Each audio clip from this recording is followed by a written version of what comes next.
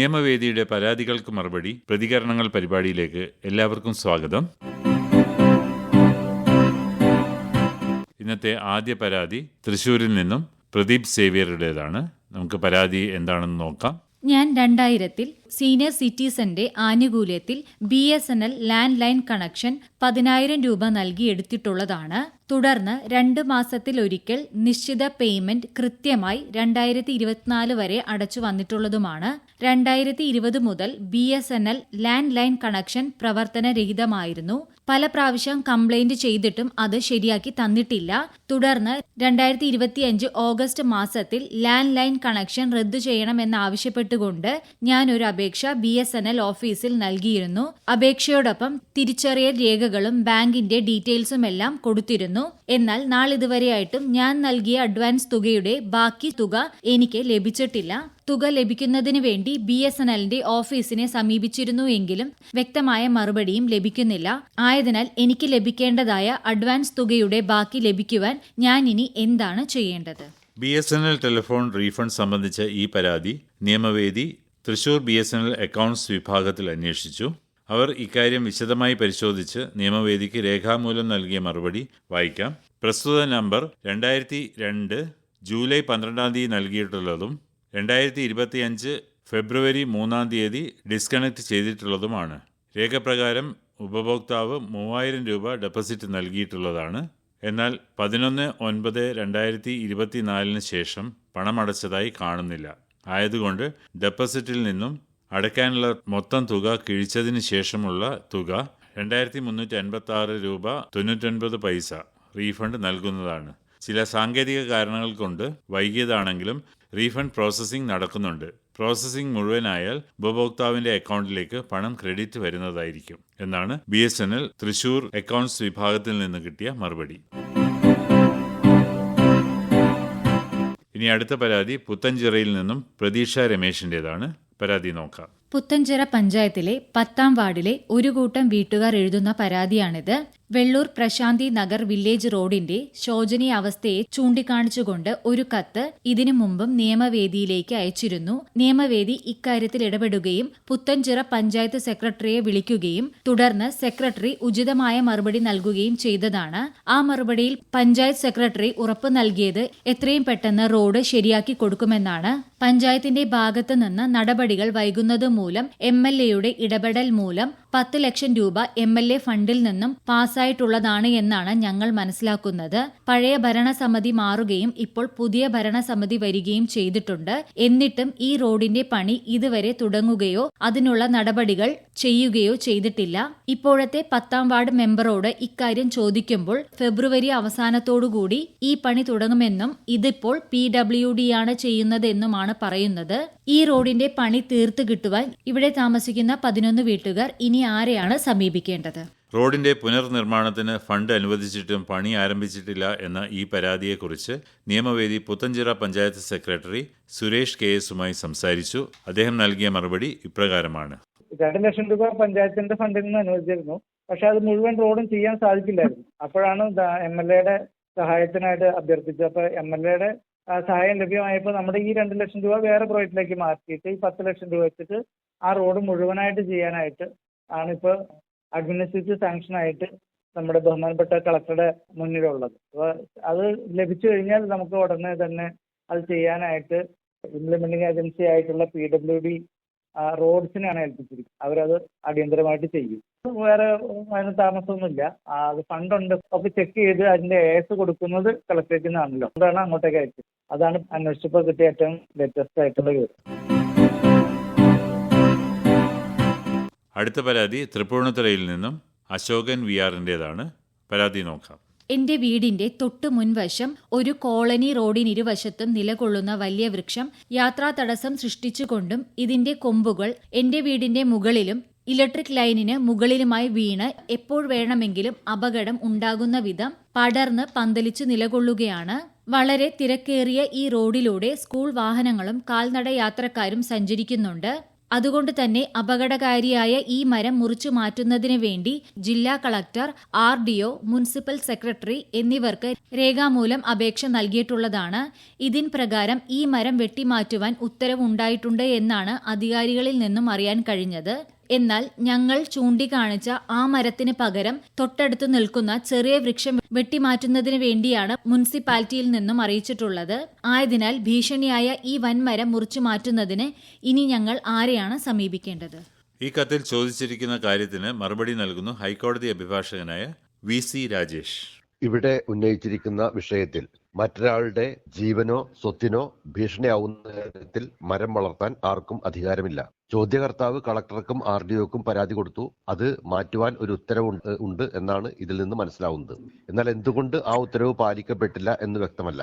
അതുകൊണ്ട് തന്നെ അടിയന്തരമായി RTOയെ വീണ്ടും സമീപിക്കുകയോ അല്ലെങ്കിൽ ഈ സ്ഥലം സ്ഥിതി ചെയ്യുന്ന സ്ഥലത്തെ സിവിൽ കോടതിയിൽ ഈ മരം വെട്ടിവെട്ടി മാറ്റണം എന്ന് ആവശ്യപ്പെട്ടുകൊണ്ട് മുനിസിപ്പൽ സെക്രട്ടറി മറ്റ് ബന്ധപ്പെട്ട അധികാരികളെയും അതോടൊപ്പം RDOയും കക്ഷിയാക്കിക്കൊണ്ട് ഒരു സിവിൽ കേസ് ഫയൽ ചെയ്യുകയോ ചെയ്യാവുന്നതാണ്. അത് മാത്രമല്ല, ഇക്കാര്യം ചൂണ്ടിക്കാണിച്ചുകൊണ്ട് റിട്ട് ഹർജി നൽകി ഹൈക്കോടതിയെ തന്നെ സമീപിക്കാനുമുള്ള അധികാരം ചോദ്യകർത്താവിന് ഉണ്ട്. മാത്രമല്ല, അദ്ദേഹം ഇതുവരെ സമർപ്പിച്ച അപേക്ഷകളുടെ അവസ്ഥ എന്തായി എന്നറിയാൻ വിവരാവകാശ നിയമപ്രകാരവും ഒരു അപേക്ഷ കൊടുക്കുന്നത് നല്ലതായിരിക്കും. അപ്രകാരം ഒരു അപേക്ഷ കൊടുത്തു കഴിഞ്ഞാൽ താൻ ഇതുവരെ നൽകിയ പരാതിയുടെ അവസ്ഥ എന്താണ്, നിലവിൽ ഒരു ഉത്തരവുണ്ടോ തുടങ്ങിയ കാര്യങ്ങളെല്ലാം വ്യക്തമായി ചോദ്യകർത്താവിന് അറിയുവാൻ കഴിയും. അതിനുശേഷം മാത്രം അടിയന്തരമായി സിവിൽ കോടതിയോ ഇനി കൂടുതൽ അടിയന്തര സ്വഭാവമുള്ളതാണെങ്കിൽ അക്കാര്യം ചൂണ്ടിക്കാണിച്ചുകൊണ്ട് ഹൈക്കോടതിയിൽ റിട്ട് ഹർജിയോ ഫയൽ ചെയ്യുവാൻ സാധിക്കുന്നതും അതുവഴി കോടതിക്ക് ഇക്കാര്യം ബോധ്യപ്പെട്ടു കഴിഞ്ഞാൽ ഈ മരം വെട്ടിമാറ്റുവാൻ കോടതി ഉത്തരവിടുകയും അത്തരത്തിൽ ചോദ്യകർത്താവിന്റെ ഈ വിഷയത്തിൽ ഒരു പരിഹാരം കാണാവുന്നതുമാണ്. അടുത്ത പരാതി പെരുമ്പാവൂർ അർബൻ സഹകരണ സംഘം നിക്ഷേപ സംരക്ഷണ സമിതിയുടേതാണ്. പരാതി ഒന്ന് വായിക്കാം. ഞങ്ങൾക്കറിയേണ്ടത് പെരുമ്പാവൂരിലുള്ള ഒരു അർബൻ കോപ്പറേറ്റീവ് സൊസൈറ്റി ലിമിറ്റഡിൽ നടന്ന സാമ്പത്തിക തട്ടിപ്പിനെ കുറിച്ചാണ്. 2010 മുതൽ തുടർച്ചയായി ഈ പറഞ്ഞ സൊസൈറ്റിയിൽ സാമ്പത്തിക തട്ടിപ്പുകൾ നടന്നുവരുന്നുണ്ട് എന്നാണ് ഞങ്ങൾ മനസ്സിലാക്കുന്നത്. സഹകരണ വകുപ്പ് യാതൊരു തിരുത്തൽ നടപടികളും സ്വീകരിക്കാതെ ഡയറക്ടർമാർ, സെക്രട്ടറിമാരെയും അവരുടെ ബന്ധുക്കളെയും ബിനാമികൾക്കും അമിതമായി മൂല്യനിർണ്ണയം ചെയ്ത ആസ്തികളെ ആധാരമാക്കി വായ്പകൾ അനുവദിക്കുകയും തിരിച്ചടവ് നടക്കാത്ത രീതിയിൽ പൊതുധനം ദുരുപയോഗം ചെയ്യുകയാണ്. 2019 സഹകരണ വകുപ്പ് സെക്ഷൻ പ്രകാരം അന്വേഷണം നടത്തുകയും തുടർന്ന് വീഴ്ച വരുത്തിയ സെക്രട്ടറിമാരെയും ഡയറക്ടർമാരെയും എതിർത്ത് കുറ്റപത്രം സമർപ്പിക്കുകയും ചെയ്തിട്ടുണ്ട്. തുടർന്ന് 35 കോടി രൂപയോളം പിഴയായി വിധിക്കുകയും ചെയ്തു. ഈ അന്വേഷണ ഉത്തരവിനെതിരെ ഡയറക്ടർ ബോർഡ് കേരള ഹൈക്കോടതിയെ സമീപിക്കുകയും ഉത്തരവിന്റെ നടപ്പാക്കലിനെ സ്റ്റേ നേടുകയും ചെയ്തു. ഇതോടെ സഹകരണ വകുപ്പിന്റെ എല്ലാ നടപടികളും പൂർണ്ണമായും നിലച്ചതായി വകുപ്പ് തന്നെ വ്യക്തമാക്കിയിട്ടുണ്ട്. സൊസൈറ്റിയിലെ നിക്ഷേപകർ അത്യന്തം ദുരിതത്തിലാണ്. ഇതിൽ ഭൂരിഭാഗവും മുതിർന്ന പൗരന്മാരും സ്ത്രീകളും വിധവകളുമാണ്. നിക്ഷേപകരുടെ പേരിൽ ഞങ്ങൾ പ്രധാനമന്ത്രി, കേന്ദ്ര ധനമന്ത്രി, കേന്ദ്ര സഹകരണ മന്ത്രി, കേരള മുഖ്യമന്ത്രി, കേരള സഹകരണ മന്ത്രി എന്നിവർക്കും നിരവധി പരാതികൾ സമർപ്പിച്ചിട്ടുണ്ട്. എന്നാൽ ഈ പരാതികളെല്ലാം കേരള സഹകരണ രജിസ്ട്രാറിലേക്ക് കൈമാറപ്പെടുകയും ഹൈക്കോടതിയിൽ അന്വേഷണത്തിനെതിരെയുള്ള സ്റ്റേ നിലനിൽക്കുന്നതിനാൽ പിഴ ഈടാക്കാനുള്ള നടപടികൾ സ്വീകരിക്കാൻ കഴിയില്ല എന്ന മറുപടിയുമാണ് ലഭിച്ചത്. സ്റ്റേ ഒഴിവാക്കി പിഴ ഈടാക്കുന്നതിനുള്ള നടപടികൾ തുടരാനും നിക്ഷേപകർക്ക് അവരുടെ പണം തിരികെ നൽകാനും വഴിയൊരുക്കുന്നതിനായി ഞങ്ങൾ ഒരു സമിതി രൂപീകരിക്കുകയും ഞങ്ങളുടെ സമിതി റിട്ട് ഹർജിയിൽ ഇംപ്ലീഡ് ചെയ്തിട്ടുണ്ട്.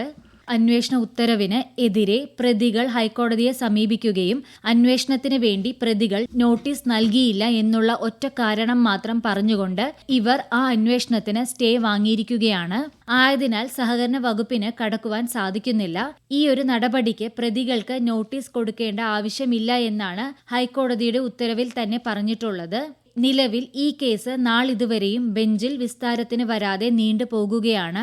ഈ അവസ്ഥയിൽ നിക്ഷേപകർ എന്നുള്ള നിലയിൽ ഈ സ്റ്റേ നീക്കം ചെയ്യുന്നതിന് ഞങ്ങൾ എന്ത് നിയമ നടപടികളാണ് സ്വീകരിക്കേണ്ടത് എന്നാണ് ഈ കത്തിലൂടെ ചോദിച്ചിരിക്കുന്നത്.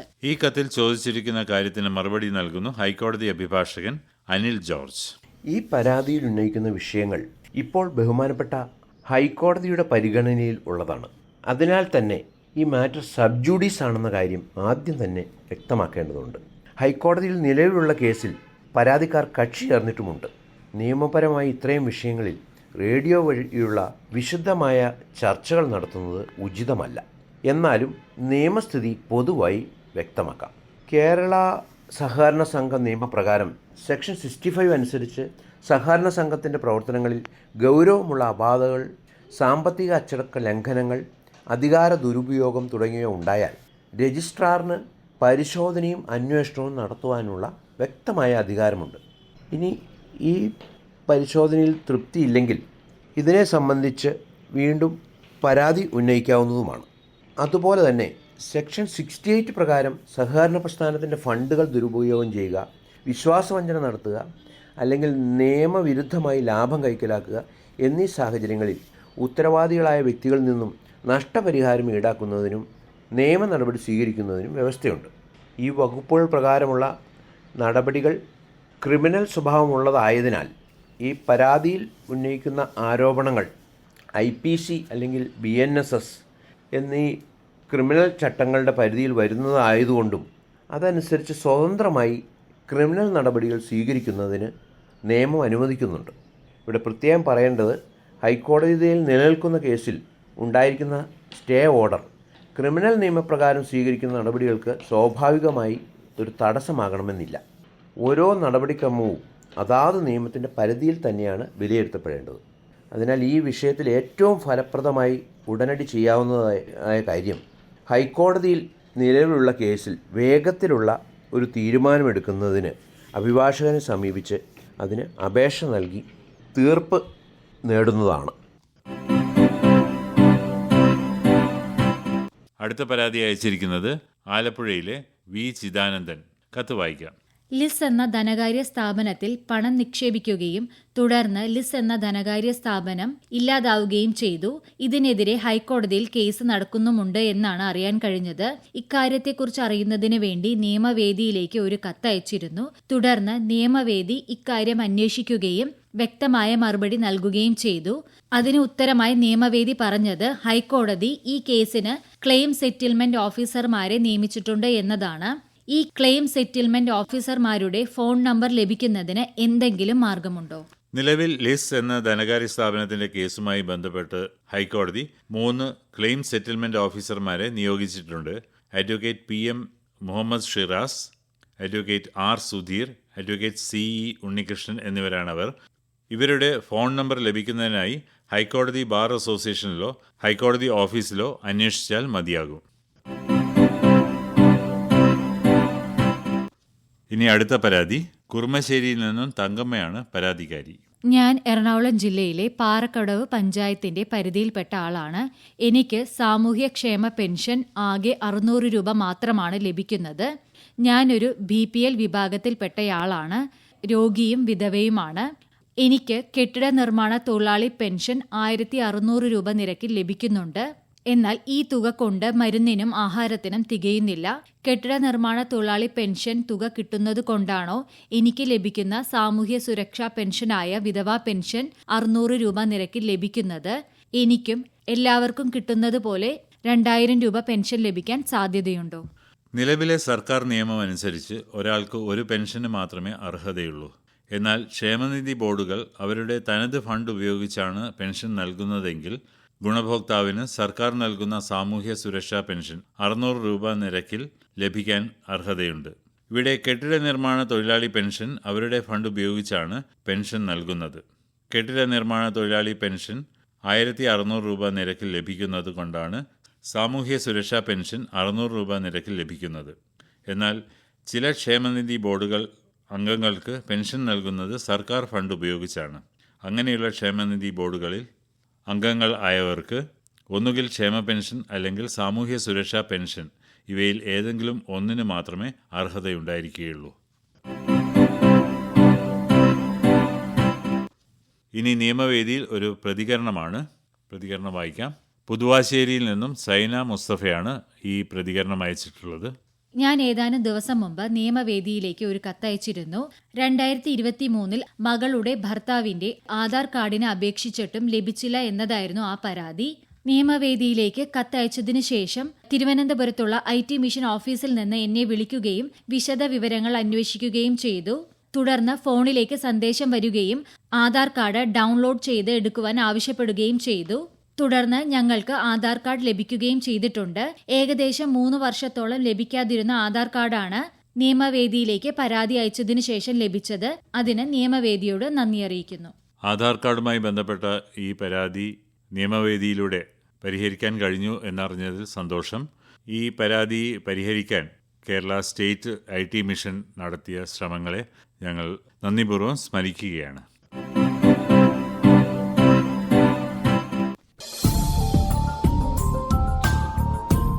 നിയമവേദിയുടെ പരാതികൾക്കു മറുപടി പ്രതികരണങ്ങൾ ഇവിടെ സമാപിക്കുകയാണ്.